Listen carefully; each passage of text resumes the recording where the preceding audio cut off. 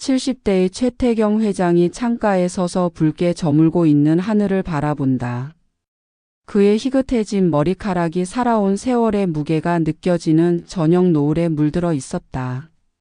손에는 낡은 은재 시계가 들려 있고 그 시계의 뒷면에는 흐릿하게 지워져 가는 글씨가 새겨져 있었다. 아빠를 사랑하는 서연이가.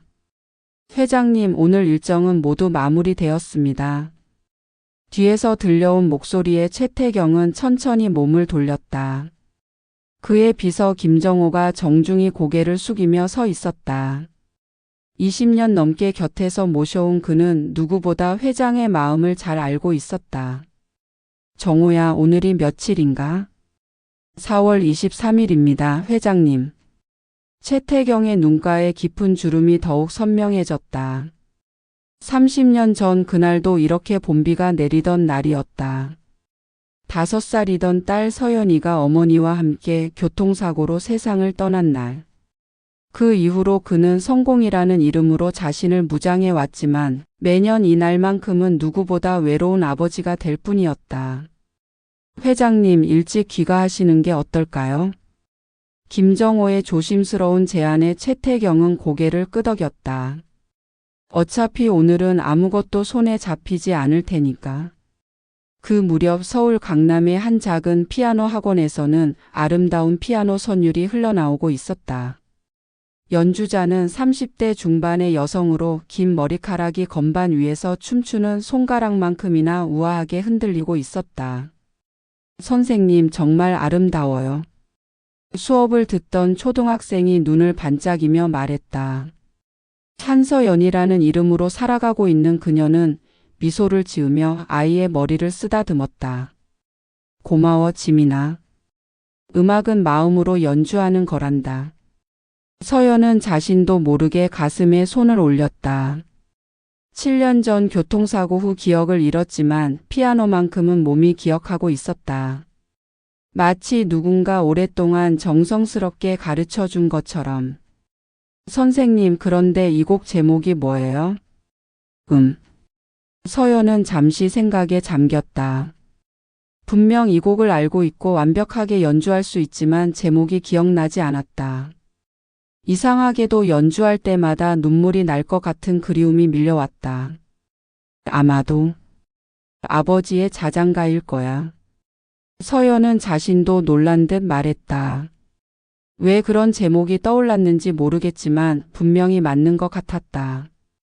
다음 날 최태경은 오랜만에 집 근처를 산책하기로 했다. 의사들이 스트레스 해소를 위해 규칙적인 운동을 권했고 김정호가 정성스럽게 찾아준 산책 코스였다. 봄바람이 따뜻하게 불어오는 오후 최태경은 한적한 주택가를 걷고 있었다. 그때 어디선가 들려오는 피아노 소리가 그의 발걸음을 멈추게 했다. 이 곡은 30년 전 어린 서연이에게 매일 밤 들려주던 자장가였다. 최태경이 직접 작곡한 곡으로 이 세상에서 오직 그와 서연이만 알고 있던 곡이었다. 그런데 지금 누군가 그 곡을 연주하고 있었다. 최태경은 소리가 나는 곳으로 천천히 걸어갔다. 작은 피아노 학원 앞에서 그는 창문 너머를 조심스럽게 들여다보았다. 그리고 그는 믿을 수 없는 광경을 목격했다. 긴 머리카락을 가진 여성이 피아노를 연주하고 있었는데 그 모습이 어린 시절 서연이와 놀랍도록 닮아 있었다. 특히 피아노를 칠 때 살짝 고개를 기울이는 습관까지 똑같았다.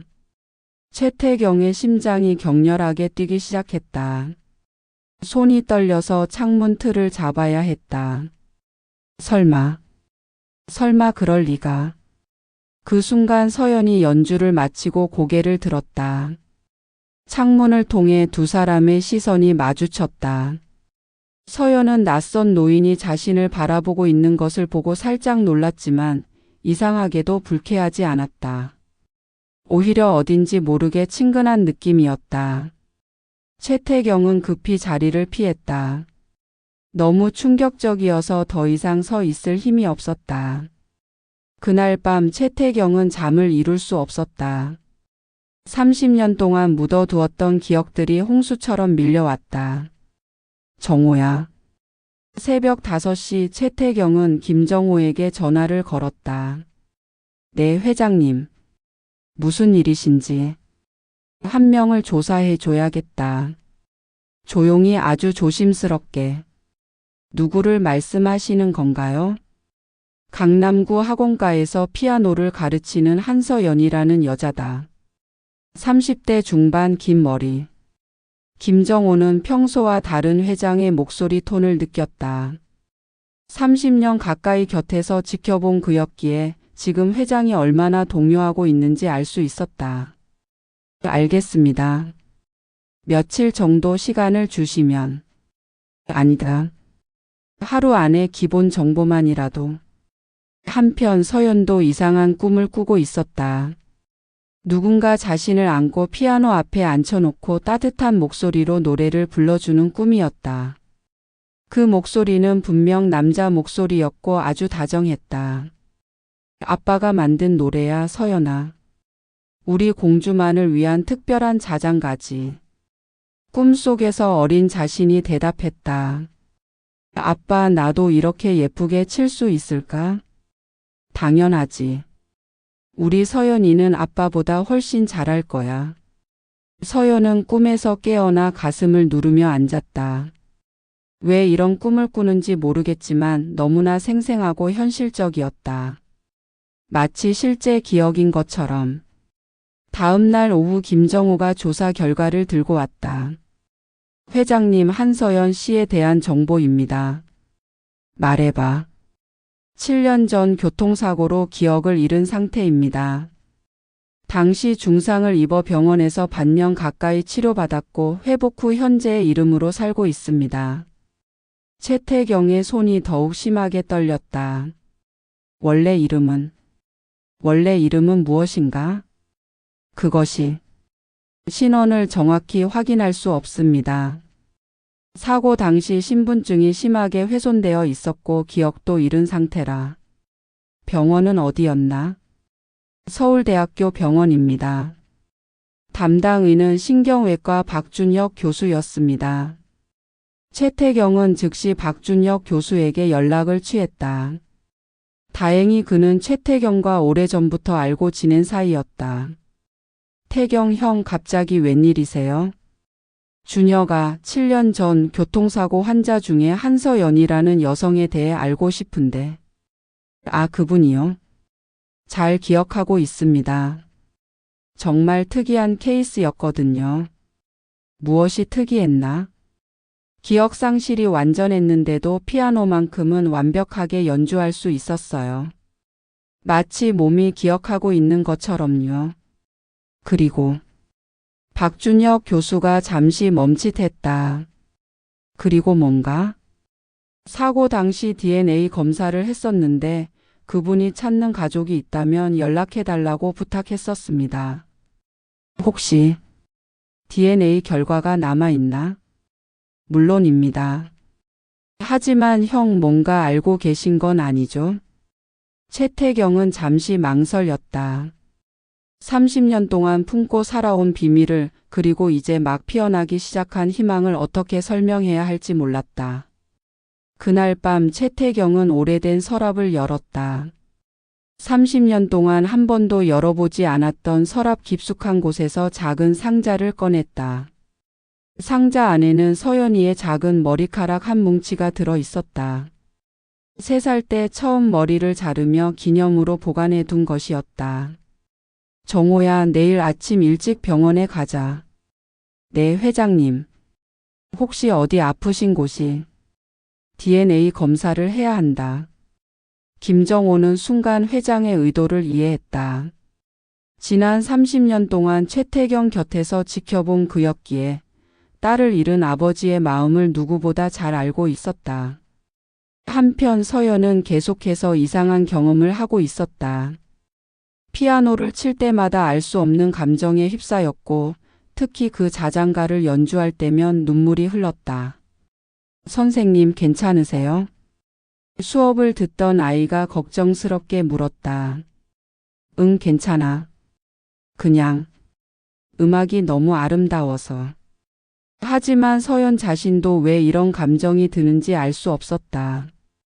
단순히 아름다운 선율 때문이 아니라 마치 이 곡이 자신과 특별한 연결고리가 있는 것 같았다. 그날 저녁 서연은 평소와 다른 길로 집에 가기로 했다. 봄바람이 시원해서 조금 더 걷고 싶었다.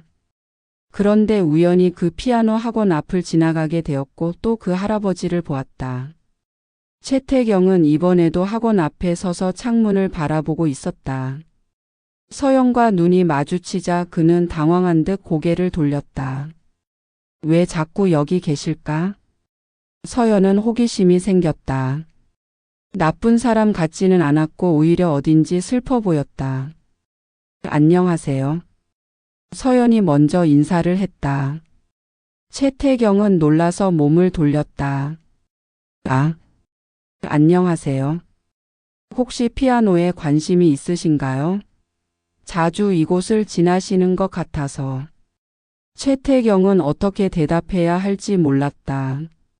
30년 만에 딸과 이야기를 나누는 것일지도 모르는 상황에서 그는 한마디도 제대로 할 수 없었다. 그냥 음악을 좋아해서요. 그렇구나. 저는 여기서 피아노를 가르치고 있어요. 한서연이에요. 서연이 밝게 웃으며 손을 내밀었다. 최태경은 그 손을 바라보며 가슴이 터질 듯 했다. 어린 서연이가 처음 걸음마를 배울 때 자신에게 뻗었던 그 작은 손과 똑같았다. 최태경입니다. 악수를 나누는 순간 서연이 이상한 느낌을 받았다. 따뜻하면서도 익숙한 감촉이었다. 마치 오래전부터 알고 있던 사람과 손을 잡는 것 같았다.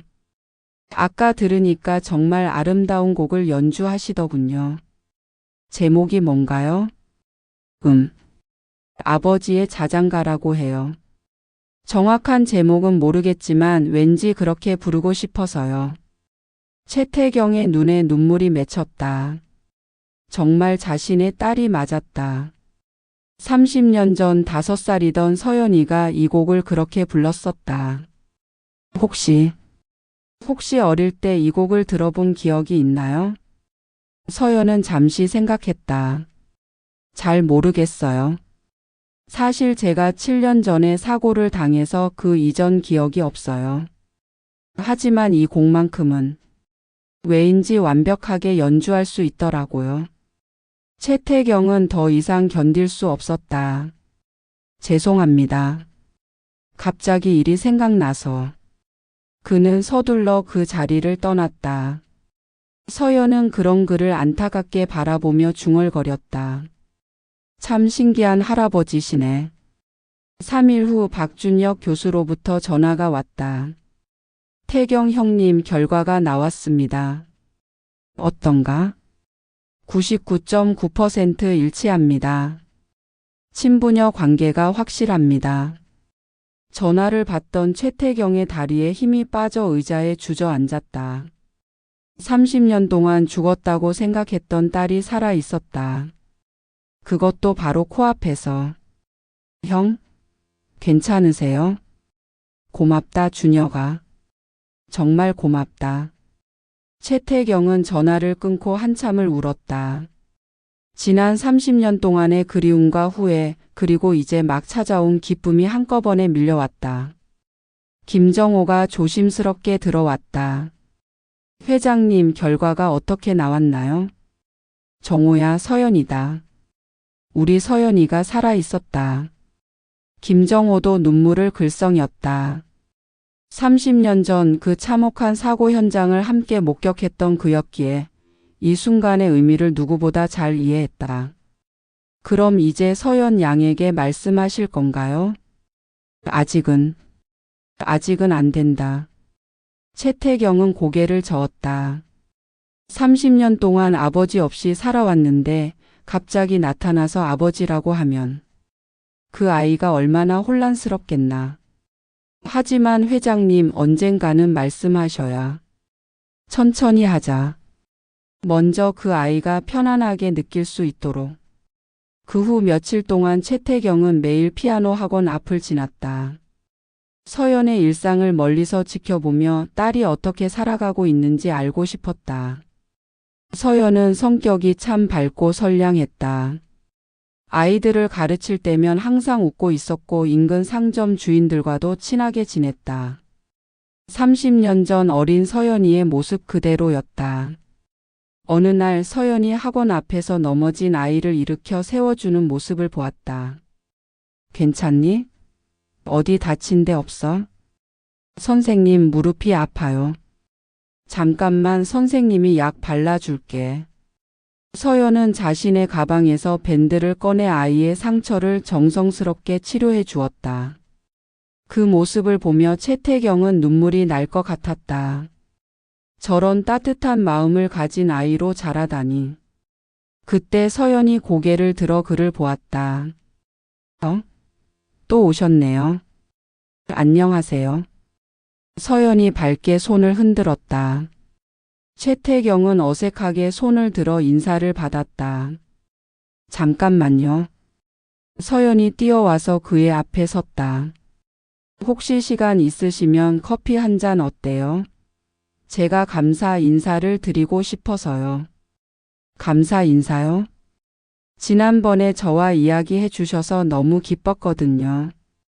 요즘 주변에 음악 이야기를 할 수 있는 어른이 없어서.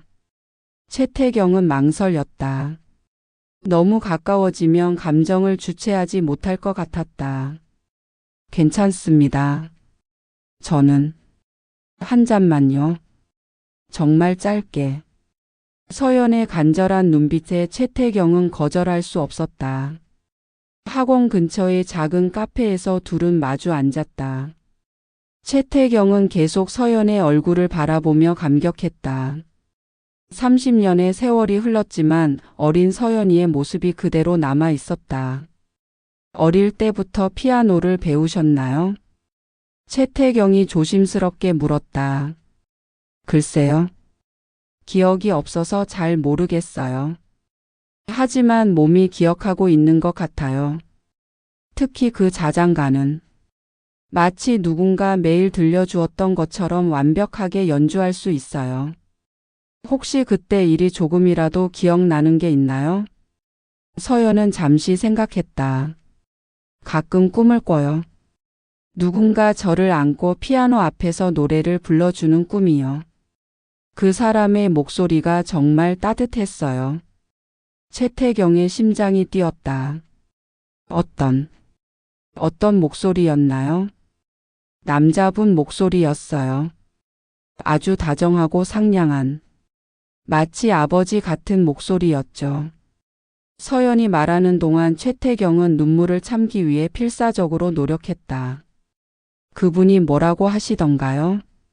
아빠가 만든 노래야 서연아라고 했어요. 그런데 제 이름이 서연인 게 신기하죠? 혹시 우연의 일치일까요? 채태경은 더 이상 견딜 수 없었다. 화장실 좀. 잠깐만요. 그는 서둘러 자리를 벗어났다. 화장실에서 한참을 울었다. 30년 동안 그리워했던 딸이 자신을 기억하고 있었다. 비록 꿈의 형태로이지만. 그런데 채태경이 모르는 사이에 누군가 그의 행동을 감시하고 있었다. 채태경의 조카 최민호였다. 그는 삼촌이 죽으면 자신이 회사를 물려받게 될 거라고 생각하고 있었는데 최근 삼촌의 이상한 행동이 신경 쓰였다. 김비서, 요즘 회장님이 어디 다니시는지 알아? 민호가 김정호를 불러 교묘하게 떠봤다. 특별한 일정은 없으신 것 같은데요. 김정호는 의도적으로 시치미를 뗐다. 그럼 매일 오후에 어디 가시는 거야? 산책하신다고 하시더군요. 산책? 삼촌이 언제부터 산책을 하셨나? 민호는 수상함을 느끼고 사설 탐정을 고용해 채태경을 미행하게 했다. 며칠 후 그는 충격적인 보고를 받았다. 회장님께서 강남의 한 피아노 학원 근처에서 젊은 여성과 만나고 계십니다. 젊은 여성이라고? 한서연이라는 피아노 강사입니다. 30대 중반. 민호의 얼굴이 굳어졌다. 삼촌이 젊은 여자와 만나고 있다는 것은 두 가지 의미였다. 재혼을 생각하고 있거나 아니면 설마 숨겨진 딸이라도 있는 건가? 어떤 경우든 자신에게는 좋지 않은 소식이었다. 한편 최태경과 서연의 만남은 계속되었다. 최태경은 아버지라는 신분을 밝히지 않은 채 음악을 사랑하는 할아버지 역할을 했다. 오늘은 어떤 곡을 가르쳐 주실 건가요? 서연이 기대에 찬 눈으로 물었다. 오늘은 쇼팽의 녹턴을 들어보자. 최태경이 피아노 앞에 앉았다. 30년 만에 피아노를 치는 것이었지만 여전히 실력은 뛰어났다. 아름다운 선율이 학원을 가득 메웠다. 정말 멋지세요. 어디서 배우신 거예요? 어릴 때부터. 오랫동안 배웠지. 혹시 전문적으로 음악을 하셨나요? 그냥 취미로. 최태경은 사실을 말할 수 없어 애매하게 답했다. 실제로는 음악대학을 졸업했고 서연이 태어나기 전까지는 피아니스트를 꿈꿨었다. 그런데 할아버지 왜 저에게 이렇게 잘해주세요? 서연의 질문에 최태경은 잠시 말을 잃었다. 그냥 자네가 좋은 사람 같아서. 음악을 가르쳐 주시고 커피도 사주시고. 마치 진짜 할아버지 같아요. 서연이 환하게 웃었다. 그 순간 최태경은 가슴이 찢어질 것 같았다. 마치 진짜 할아버지 같다는 말이 얼마나 슬픈지 서연은 알지 못했다. 혹시 할아버지께도 손녀딸이 있으셨나요? 있었지. 오래전에. 지금은 어디 계세요? 하늘나라에 있다. 최태경의 목소리가 떨렸다. 기술적으로는 거짓말이 아니었다. 최서연은 30년 전에 죽었고 지금 앞에 있는 사람은 한서연이니까. 아, 죄송해요. 제가 괜한 질문을. 괜찮다. 오히려 자네와 이야기하면 그 아이 생각이 나서 좋다. 서연은 할아버지의 슬픈 표정을 보며 가슴이 아팠다. 무엇인지 모르겠지만 이분의 아픔이 자신에게도 전해지는 것 같았다. 민호는 더 이상 기다릴 수 없다고 판단했다. 직접 한서연을 만나서 정체를 파악하기로 했다. 어느 날 저녁 서연이 학원을 나오는데 잘 차려입은 젊은 남성이 기다리고 있었다. 한서연 씨죠? 처음 뵙겠습니다. 최민호라고 합니다. 안녕하세요. 그런데 저를 어떻게 아시죠? 사실 최태경 회장님과 관련해서 만나고 싶어 연락드렸습니다. 서연은 깜짝 놀랐다. 회장님이요? 제가 아는 최태경 할아버지가 회장님이세요? 네, 제 삼촌이기도 하고요. 혹시 시간 있으시면 이야기 좀 나눌 수 있을까요? 서연은 혼란스러웠다. 그냥 음악 좋아하는 할아버지라고 생각했는데 회장님이었다니. 무슨 이야기요? 삼촌께서 요즘 많이 외로워하시는 것 같아서요. 서연 씨와 만나신 후로 많이 밝아지셨다고 하더라고요. 민호는 거짓말로 서연의 경계심을 누그러뜨렸다. 그런데 혹시 서연 씨께서 삼촌께 특별한 관심이 있으신 건 아니죠? 특별한 관심이요? 재산이라든지 그런 것 말이에요. 서연의 얼굴이 굳어졌다. 그게 무슨 말씀이세요? 아, 오해하지 마세요. 다만 삼촌이 연세도 많으시고 외로우시니까.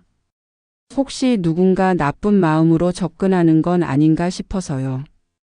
저는 그런 사람 아닙니다. 할아버지가.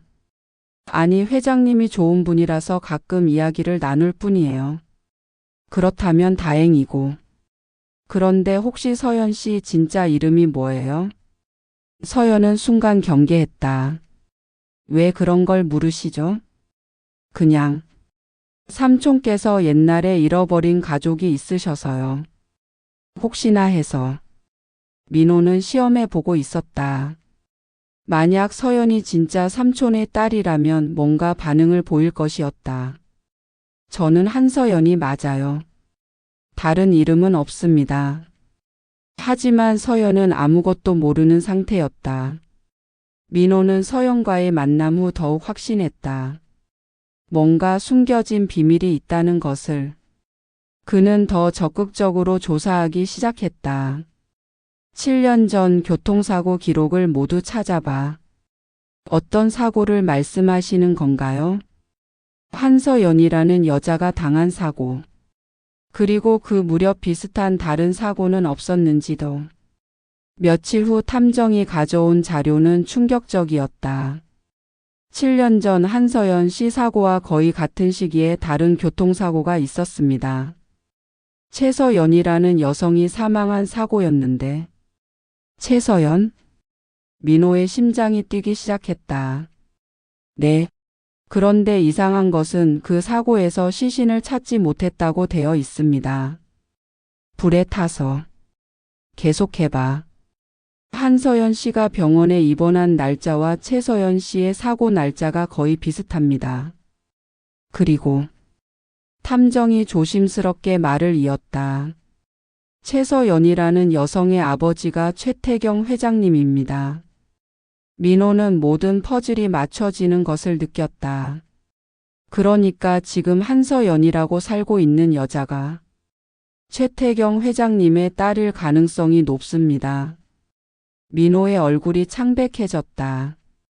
만약 이것이 사실이라면 자신의 상속권이 위험해질 뿐만 아니라 삼촌이 그 여자에게 모든 것을 물려줄지도 몰랐다.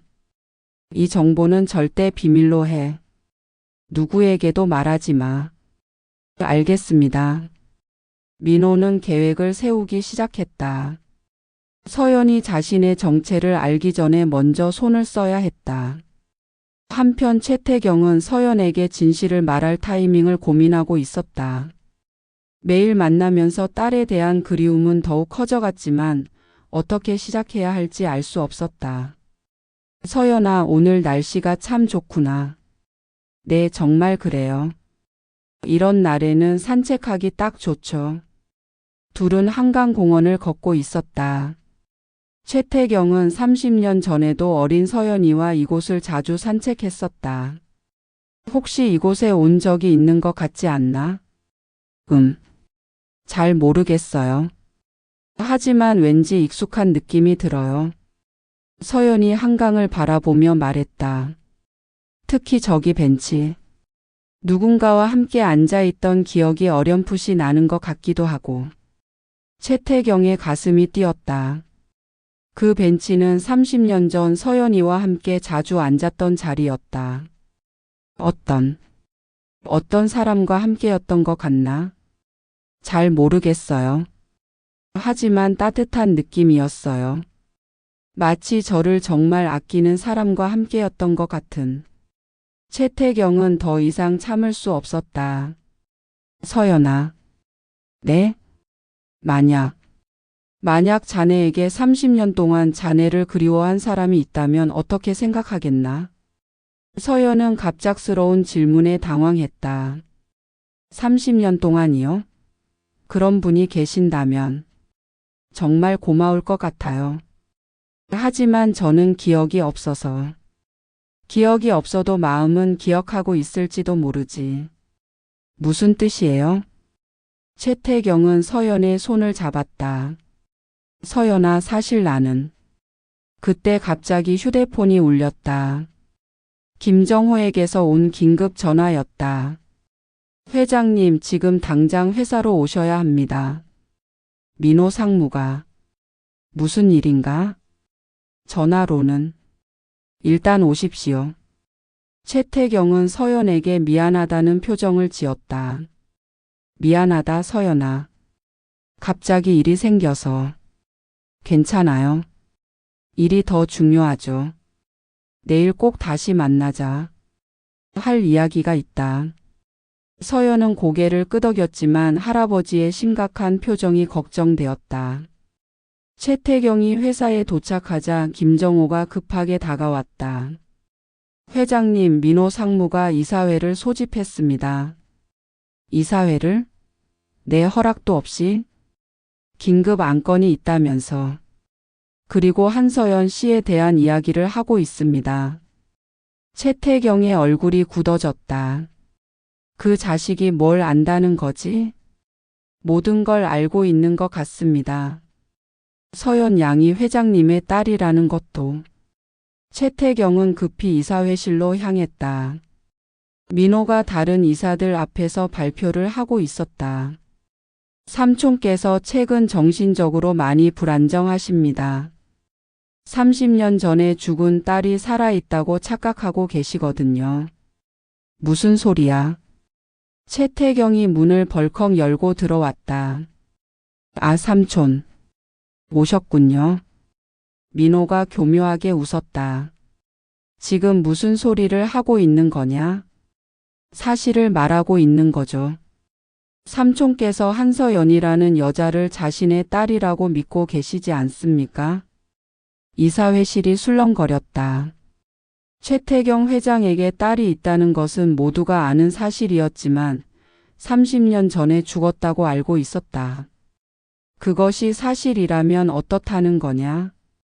문제는 그 여자가 진짜 서연이인지 확실하지 않다는 겁니다. 민호가 준비한 자료를 꺼냈다. 한서연이라는 여자는 7년 전 갑자기 나타났습니다. 과거 기록도 불분명하고 정체도 의심스럽죠.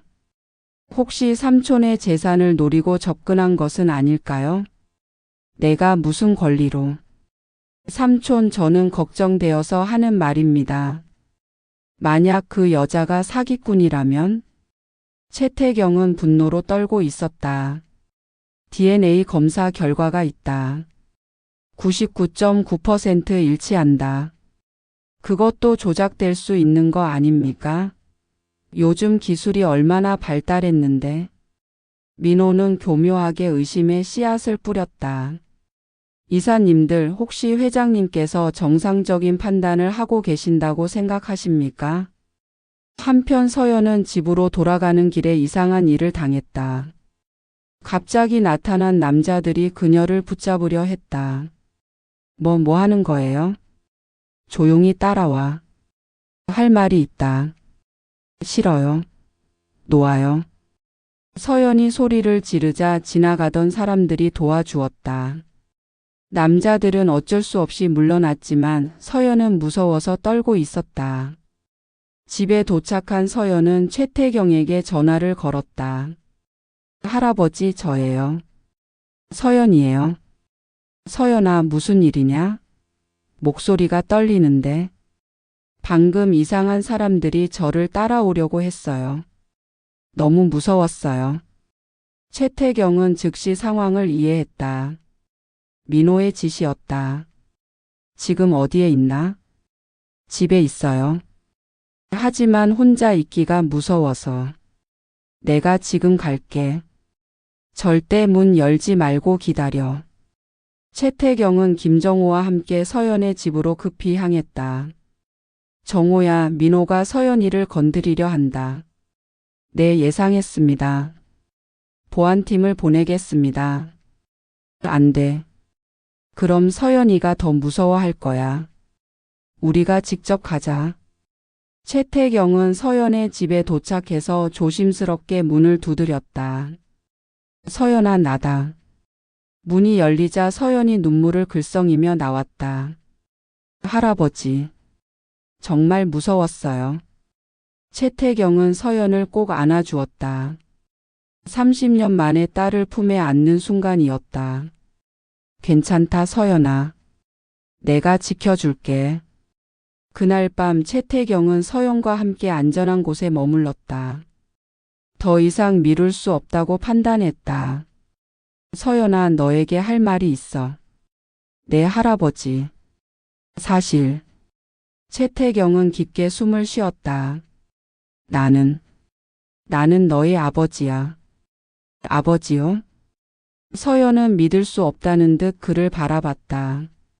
30년 전 너는 어머니와 함께 교통사고를 당했어. 어머니는 그 자리에서 돌아가셨고 너도 죽은 줄 알았는데 살아 있었구나.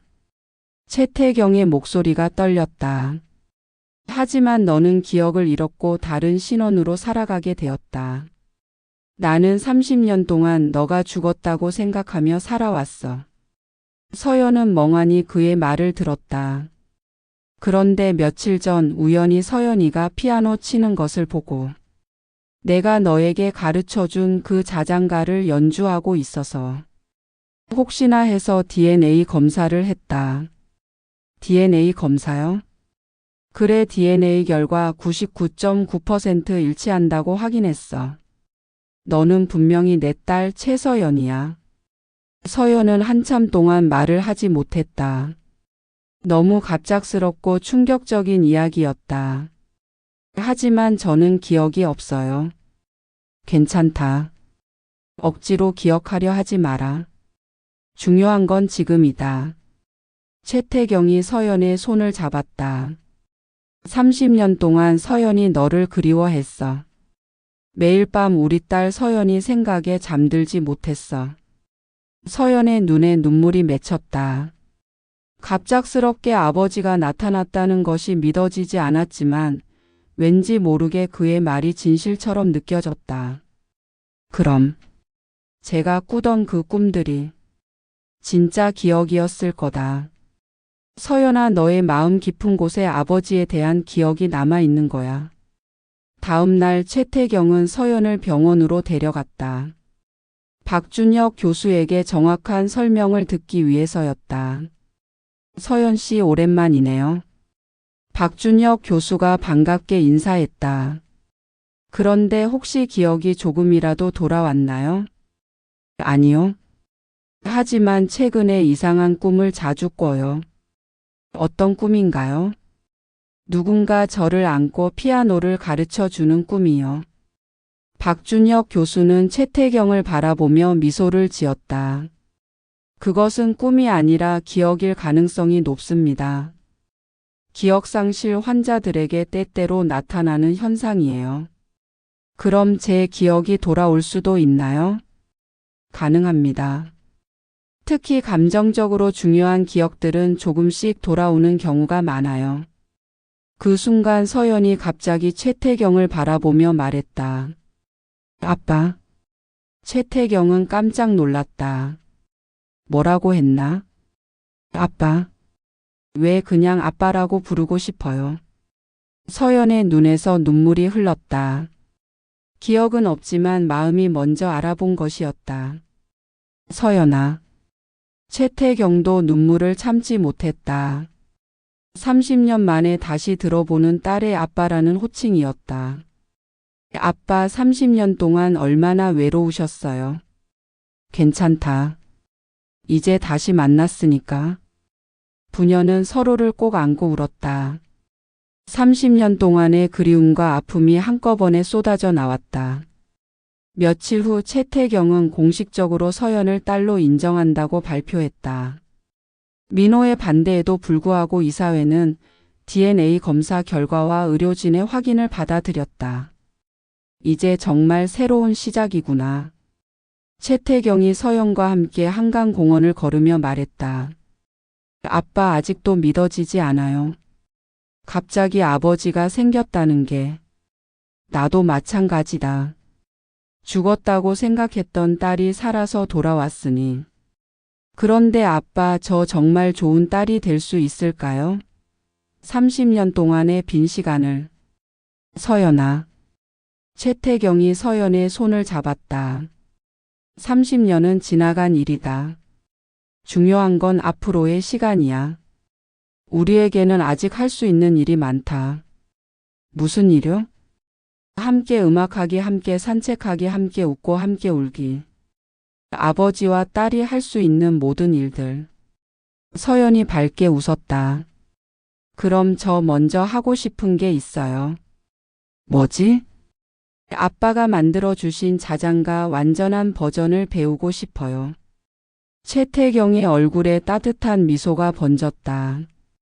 그럼 집에 가서 바로 가르쳐 줄게. 30년 전처럼. 6개월 후 최태경의 집에는 매일 아름다운 피아노 소리가 흘러나왔다. 서연은 아버지 곁으로 이사와서 함께 살기 시작했고 30년의 공백을 채워나가고 있었다. 기억은 아직 완전히 돌아오지 않았지만 새로운 기억들을 만들어가는 것으로 충분했다. 민호는 결국 회사를 떠났다. 더 이상 상속에 대한 욕심을 부릴 수 없었고 서연이 진짜 최태경의 딸이라는 것이 명확해진 이상 할 수 있는 일이 없었다. 아빠 오늘 피아노 학원에서 발표회를 한대요. 그래? 무슨 곡을 연주할 건데? 아빠가 만들어주신 자장가요. 아버지의 사랑이라고 제목을 바꿔서. 최태경은 흐뭇한 미소를 지었다. 좋은 제목이구나. 아빠도 오실 거죠? 당연히 가야지. 내 딸의 첫 발표회인데. 그날 저녁 작은 피아노 학원은 따뜻한 감동으로 가득했다. 서연이 연주하는 아름다운 선율을 들으며 최태경은 30년 전의 꿈을 다시 꾸고 있었다. 어린 서연이가 피아노를 치며 아빠 나 잘했지? 라고 묻던 그 목소리가 지금도 들리는 것 같았다. 정말 잘했다 우리 서연아. 최태경은 조용히 중얼거렸다. 늦은 봄날 기적 같은 재회가 두 사람에게 새로운 희망을 선물했다. 잃어버린 시간은 되돌릴 수 없지만 앞으로 함께할 시간이 더 소중하다는 것을 두 사람은 알고 있었다. 아버지와 딸의 사랑은 시간과 공간을 뛰어넘어 영원히 이어질 것이었다.